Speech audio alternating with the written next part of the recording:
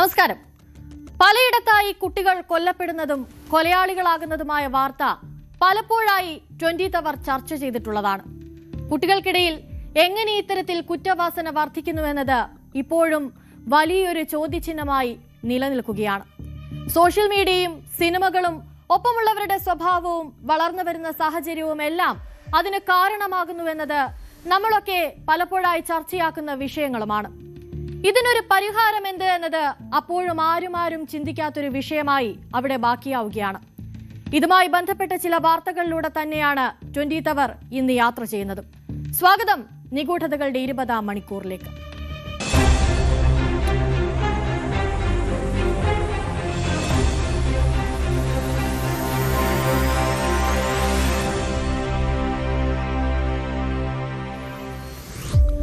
ഉത്തർപ്രദേശിൽ കാണാതായ 8 വയസ്സുകാരിയുടെ മൃതദേഹം കണ്ടെത്തിയത് അതേ വീട്ടിൽ തന്നെ താമസിക്കുന്ന മറ്റൊരാളുടെ മുറിയിൽ നിന്നാണ്. സ്വന്തം വീട്ടിൽ പോലും ഇന്നത്തെ കാലത്ത് ഒരു കുഞ്ഞും സുരക്ഷിതരല്ല എന്നതിന് വലിയൊരു ഉദാഹരണമാണ് ഈ കൊലപാതകം.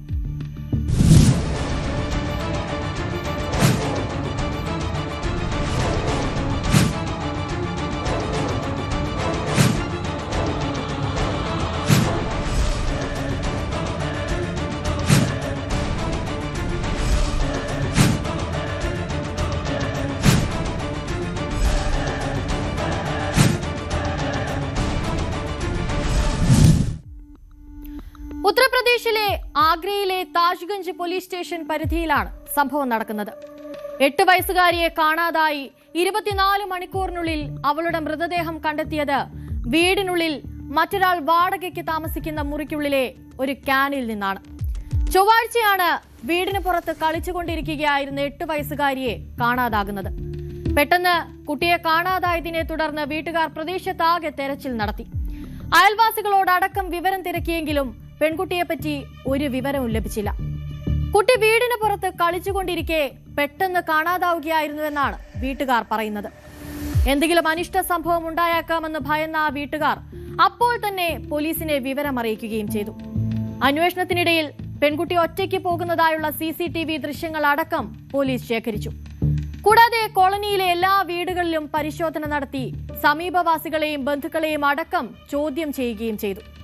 എന്നിട്ടും പെൺകുട്ടി എവിടെ പോയി എന്നതിന് പോലീസിന് ഒരു തുമ്പും ലഭിച്ചില്ല. ഒടുക്കം പരിശോധനയ്ക്കിടെ പെൺകുട്ടിയുടെ വീട്ടിൽ തന്നെ താമസിക്കുന്ന ഒരു വാടകക്കാരന്റെ മുറി പൂട്ടിയിട്ടിരിക്കുന്നതായി പോലീസ് കണ്ടെത്തി. സംശയം തോന്നിയ പോലീസ് പൂട്ട് തകർത്ത് മുറി പരിശോധിച്ചപ്പോഴാണ് അവിടെ ഒരു മാവ് കാനിൽ പെൺകുട്ടിയുടെ മൃതദേഹം ഒളിപ്പിച്ച നിലയിൽ കണ്ടെത്തിയത്. देखिए, कल शाम को करीब 9 बजे लोकल थाना ताजगंज में एक सूचना प्राप्त हुई थी, जिसमें व्यक्ति के द्वारा बताया गया कि 8 वर्षीय बच्ची अपने घर से शाम को 4 बजे निकली थी और उसके बाद उसका कोई वेयरअबाउट्स पता नहीं लग पा रहा है। तत्काल स्थानीय पुलिस मौके पर पहुंची और मौके पर पहुंचने के बाद कल रात में ही एक 363 में एक मुकदमा पंजीकृत कर लिया गया था। पुलिस ने रात भर इस पर काम किया, पर रात में इस पर कोई सब्सटेंटिव कैमरे से हम लोगों को लीड नहीं मिल पाई थी। आज सुबह फिर सभी सीनियर अधिकारी मौके पर पहुंचे और मौके पर पहुंचने के बाद 10 टीमें लगातार उस बच्ची की तलाश कर रही थी। तलाश के क्रम में काफ़ी सारे संदिग्ध लोग भी मिले, जिनसे लगा कि ये बच्ची इनके साथ जा सकती है और ये उसके जानने वाले हो सकते हैं। उन सबसे लगातार पूछताछ चल रही थी। बच्ची को भी हम लोग तलाश कर रहे थे और रात में 8 बजे के आसपास उसी घर से पहली फ्लोर से जहाँ पे किराएदार जिसका नाम सुनील है, उसके कमरे से उस बच्ची का शव बरामद हुआ। शव को पुलिस ने कब्जे में लेते हुए PM के लिए भेज दिया है। मौके पर शांति व्यवस्था कायम है और इसमें धाराओं को तरफ जी एक जो कि छोटी बच्ची थी 8 साल की, तो शव एक 8 एकड़ रखने वाले कंस्तर के अंदर था और उसको कब्जे में लेते हुए ഇതാണ് പോലീസ് നൽകുന്ന വിശദീകരണം. അതേ വീട്ടിൽ വാടകയ്ക്ക് താമസിക്കുന്ന സുനിൽ എന്ന വ്യക്തിയായിരുന്നു കൊലപാതകത്തിന് പിന്നിൽ. ഇയാൾ അവിടെ സമീപത്ത് തന്നെയുള്ള ഒരു ഫാക്ടറിയിലായിരുന്നു ജോലി ചെയ്തിരുന്നത്. 1 വർഷത്തോളമായി ആ വീട്ടിൽ വാടകയ്ക്ക് താമസിച്ചു വരികയായിരുന്നു ഈ സുനിൽ. പെൺകുട്ടിയെ കാണാതായതിനു ശേഷം പ്രതിയായ സുനിലും കുടുംബത്തോടൊപ്പം അവളെ അന്വേഷിക്കുന്നതായി നടിക്കുകയും പരാതി നൽകാൻ പോലീസ് സ്റ്റേഷനിൽ പോവുകയും ചെയ്തിരുന്നുവെന്നതാണ് ഞെട്ടിക്കുന്ന മറ്റൊരു കാര്യം. പെൺകുട്ടിയുടെ മൃതദേഹം കണ്ടെത്തിയതു മുതൽ ഇയാൾ ഒളിവിൽ പോയിരിക്കുകയാണ്. പ്രതിക്ക് കഠിനമായ ശിക്ഷ ലഭിക്കണമെന്നും പോലീസ് തുടക്കം മുതൽ ഗൗരവം കാണിച്ചിരുന്നെങ്കിൽ പെൺകുട്ടിയെ രക്ഷിക്കാമായിരുന്നുവെന്നുമാണ് പെൺകുട്ടിയുടെ അമ്മായി ആരോപിക്കുന്നത്. मैं गोबर चौकी सिद्धांत नगर से हूँ। मैं क्या पूरा मामला ये है कि कल 3 बजे से लड़की गायब है। उसका प्रज्ञा था, उसका 8 साल की लड़की थी। हाँ, तो हमने ये कैमरों में सब में धुड़वाई है, वो लड़की नहीं निकली है। उधर दिखवाई थी, उधर दिखी थी थोड़ा सा, फिर उसके बाद इसी चौक में से ही गायब हो गई है वो, फिर नहीं मिली है। इधर भी एक कैमरा लगा हुआ है, उधर भी देखिए लड़की, उधर भी नहीं मिली है। इधर भी देखिए, इधर भी नहीं। मतलब यही चौक खा गया है, ये समझ लो। पुलिस पे वो करी थी, कंफर्म किया था, तो उसने बोला था कि ढूंढ रहे हैं, देख रहे हैं। और दोपहर को भी उससे ये बोला था हमने कि ढूंढो, वो करे ढूंढ रहे हैं, पर कोई रीजन निकल के नहीं आया बिल्कुल भी कि लड़की कहाँ है कहाँ नहीं है बिल्कुल। अब सारे घरों में ढूंढा था उसको, हमारे भी घर में देखा था, सारी गोबर चौकी में देखा था।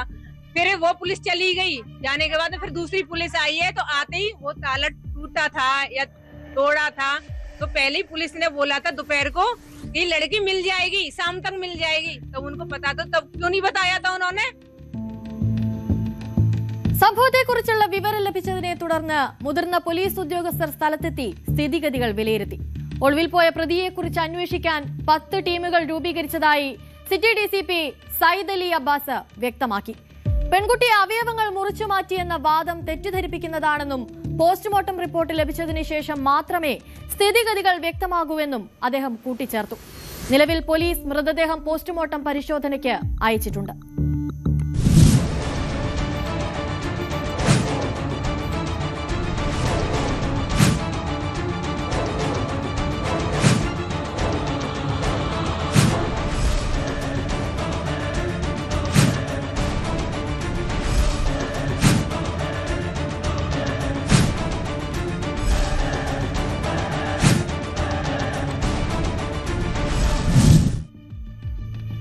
ഡൽഹിയിൽ 3 പ്രായപൂർത്തിയാകാത്ത കുട്ടികൾ ചേർന്ന് ഇല്ലാതാക്കിയത് ഒരു കൗമാരക്കാരന്റെ ജീവനാണ്.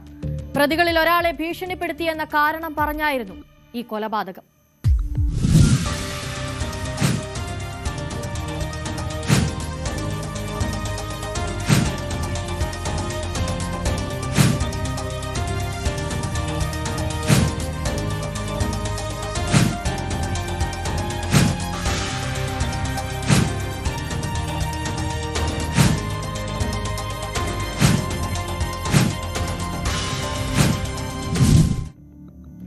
ഡൽഹിയിലെ ദയാൽപൂരിലാണ് ഈ സംഭവം നടക്കുന്നത്.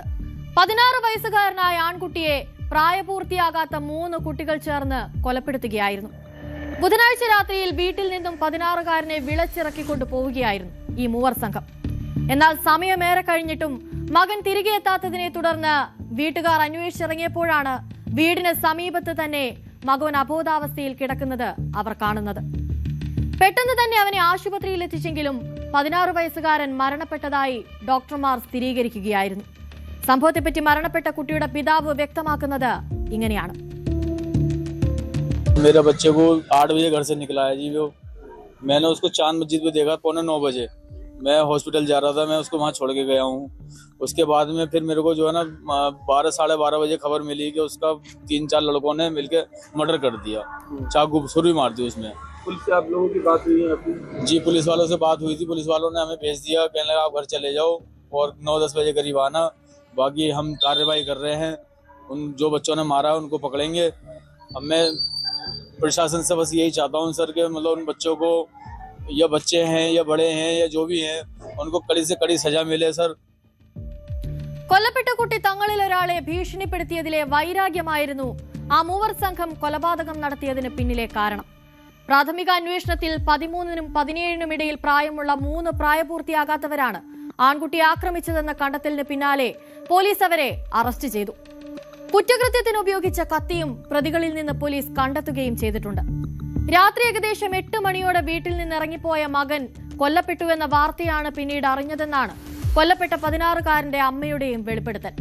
മൃതദേഹം പോസ്റ്റ്മോർട്ടത്തിനായി ഗുരു തേജ് ബഹാദൂർ ആശുപത്രിയിലേക്ക് അയച്ചിട്ടുണ്ടെന്നും കൂടുതൽ അന്വേഷണം നടക്കുന്നുണ്ടെന്നും പോലീസ് വ്യക്തമാക്കിയിട്ടുണ്ട്.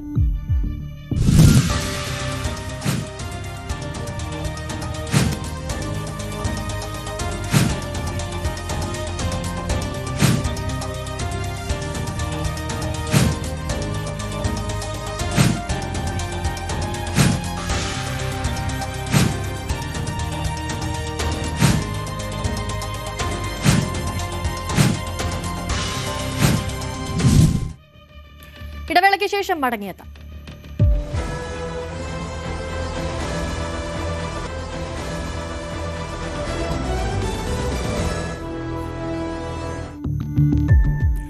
വടക്ക് കിഴക്കൻ ഡൽഹിയിലെ ന്യൂ ഉസ്മാൻപൂരിൽ ഒരു 17-കാരൻ കൊല്ലപ്പെട്ടിരിക്കുന്നു. പ്രായപൂർത്തി പോലും ആകാത്ത ഒരാൺകുട്ടിയെ എന്തിനാകും അവർ കൊന്നിട്ടുണ്ടാവുക? ഇത്ര ചെറുപ്രായത്തിൽ തന്നെ അവനോട് ശത്രുതയും വൈരാഗ്യവും ഒക്കെ തോന്നിയത് ആർക്കായിരിക്കും?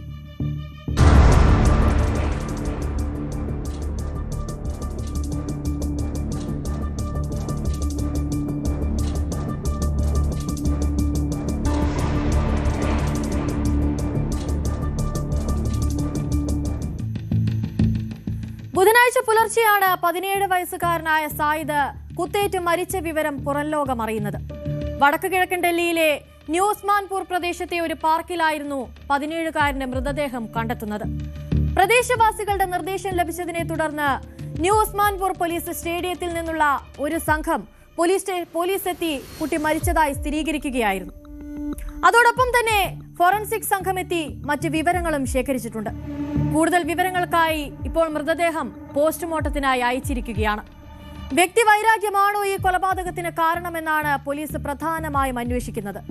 സംഭവത്തിൽ ഭാരതീയ ന്യായ സംഹിതയിലെ സെക്ഷൻ 103 പ്രകാരം പോലീസ് കേസെടുത്തിട്ടുണ്ട്. വിഷയത്തിൽ ഒരു പ്രദേശവാസിയുടെ പ്രതികരണം കൂടി പുറത്തു വന്നിട്ടുണ്ട്. അതിലേക്ക് കൂടി നമുക്കൊന്ന് പോകാം. जैसे हम राउंड पे आए, राउंड मारते हुए देखा हमने जिम के पास अगर कोई डेड बॉडी पड़ी है, हमने 112 पे कॉल करी। 112 पे कॉल करने के बाद हमारे पास 2 से 4 मिनट में सारा स्टाफ आ चुका था। पीसीआर भी है, उसके बाद सारे अपना उस्मानपुर का थाना। तो जी सर ये लमसम हमने 40 पे कॉल करी है, तो हाँ तो 5:45 बजे स्टाफ हमारा पूरा आ चुका है। उसके बाद भी हमारे पास एसएचओ साहब से लेके एसीपी साहब तक यहाँ पर मौजूदगी में है हमारे पास. വിഷയത്തിൽ കൂടുതൽ അന്വേഷണം ഇപ്പോൾ നടന്നു വരികയാണ്. കൊലപാതകത്തിൽ ഉൾപ്പെട്ടവരെ കണ്ടെത്താനും അറസ്റ്റ് ചെയ്യാനും ഒന്നിലധികം ടീമുകൾ രൂപീകരിച്ചിട്ടുണ്ടെന്നാണ് പോലീസ് വ്യക്തമാക്കുന്നത്. അപ്പോഴും അവിടെ അവശേഷിക്കുന്ന സംശയം എന്തെന്നാൽ വെറും ഒരു 17 വയസ്സുകാരൻ എങ്ങനെ എന്തിനു വേണ്ടി കൊല്ലപ്പെടണമെന്നതാണ്. സായിദ് പാർക്കിലേക്ക് എത്തിയത് എപ്പോഴായിരുന്നു? അവിടെ അവനെ കാത്തുനിന്നത് ആരായിരുന്നു? കൊലപാതകത്തിന് പിന്നിൽ ഒന്നിലേറെ സംഘങ്ങളുണ്ടോ എന്നതൊക്കെ ഇനി പുറത്തു വരേണ്ടുന്ന തെളിവുകളാണ്. വ്യക്തിവൈരാഗ്യമാണോ കൊലപാതകത്തിന് കാരണമെന്ന പോലീസിന്റെ അന്വേഷണം എത്തി നിൽക്കുന്നത് യഥാർത്ഥ പ്രതികളിലേക്ക് തന്നെ ആയിരിക്കുമെന്ന് നമുക്ക് പ്രതീക്ഷിക്കാം.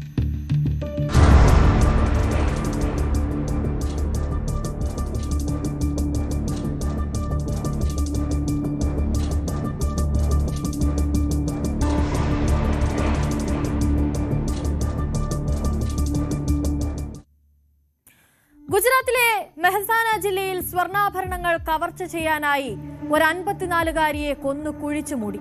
എന്നാൽ പോലീസിന്റെ മണിക്കൂറുകൾ നീണ്ട അന്വേഷണത്തിനൊടുവിൽ ആ പ്രതി പിടിയിലായിരിക്കുന്നു.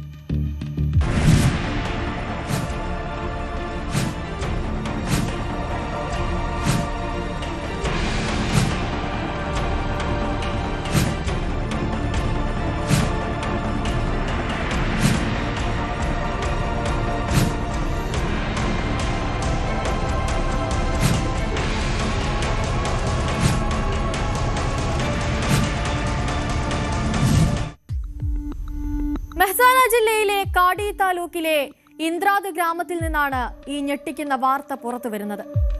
എരുമകൾക്ക് തീറ്റയെടുക്കാനായി അടുത്തുള്ള ഫാമിലേക്ക് പോയതായിരുന്നു 54 വയസ്സുകാരിയായ ശാരദാബെൻ താക്കൂർ. എന്നാൽ കൃഷിയിടത്തിലേക്ക് പോയ ശാരദ പിന്നീട് തിരിച്ചെത്തിയില്ല. ശാരദയ്ക്കായി കുടുംബം പലയിടത്തും തെരച്ചിൽ നടത്തി. പോകുന്ന വഴികളിലെയൊക്കെ CCTV ദൃശ്യങ്ങളും പരിശോധിച്ചു. എന്നിട്ടും ശാരദാബെൻ എവിടെ പോയി എന്നതിന് ഒരു തെളിവും അവർക്ക് കണ്ടെത്താനായില്ല. കുടുംബത്തിന്റെ പരാതിയെ തുടർന്ന് പോലീസും പിന്നീട് സ്ഥലത്തെത്തി പരിശോധന ആരംഭിച്ചു. മറ്റൊരു കാര്യം എന്തെന്നാൽ ശാരദാബെൻ ഫാമിലേക്ക് പോകുന്നതല്ലാതെ തിരിച്ചിറങ്ങുന്ന ദൃശ്യങ്ങളൊന്നും തന്നെ ആ CCTV ദൃശ്യങ്ങളിൽ നിന്ന് ലഭിച്ചിട്ടുണ്ടായിരുന്നില്ല എന്നതാണ്.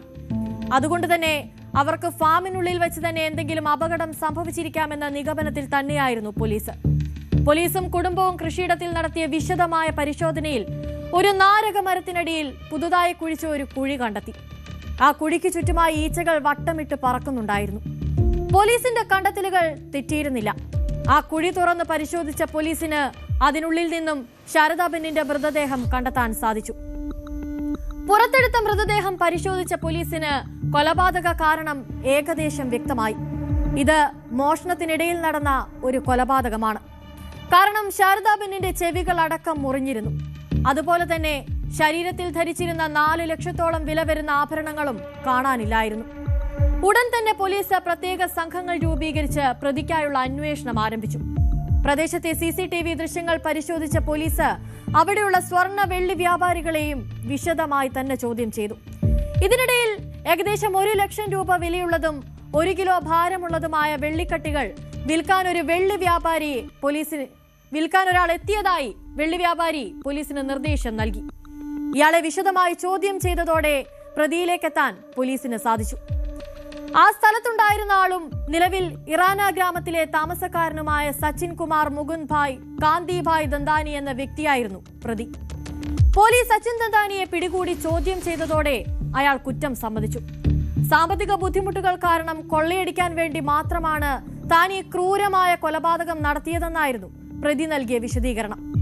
ശാരദാബെൻ ഫാമിൽ ഒറ്റയ്ക്കായ സമയം മുതലെടുത്ത് അയാൾ അവരെ കോടാലി ഉപയോഗിച്ച് ആക്രമിച്ച് കൊലപ്പെടുത്തുകയായിരുന്നു. കൊലപാതക ശേഷം അയാൾ ശാരദയുടെ ആഭരണങ്ങൾ കവർന്നെടുത്തു. പിന്നീട് മൃതദേഹം അവിടെ തന്നെ കുഴികുത്തി മൂടി. CCTV એના આધારે ચકાસણી કરતા સચિન કુમાર મુકુંદભાઈ કાંતિભાઈ દંતાણી રહેઠાણ ઈરાણાનાઓ આ કડલા વેચવા ગયેલા એની યુક્તિ પ્રયુક્તથી પોલીસ સ્ટેશને લાવીને પૂછપરછ કરતા જેમને ગુનાની કબૂલાત આપેલ અને કબૂલાતના આધારે જ કડલા તેમજ બાકીના સોનાના દાગીનાની રિકવરી કરવામાં આવી. અત્યારે આરોપીને કોર્ટમાં રજૂ કરવામાં આવ્યો છે અને 27 તારીખ સુધીના રિમાન્ડ મેળવ્યો. കുറ്റകൃത്യം നടന്ന വെറും 8 മുതൽ 10 മണിക്കൂറിനുള്ളിൽ തന്നെ നന്ദസിൻ പോലീസ് പ്രതിയെ അറസ്റ്റ് ചെയ്തു. പ്രതിയിൽ നിന്ന് 3 ലക്ഷത്തോളം രൂപയുടെ സ്വർണം വെള്ളി ആഭരണങ്ങളും കുറ്റകൃത്യത്തിന് ഉപയോഗിച്ച ആയുധവും പോലീസ് പിടിച്ചെടുത്തിട്ടുണ്ട്. പ്രതിയെ 27 വരെ റിമാൻഡ് ചെയ്യാൻ കോടതി അനുമതിയും നൽകി.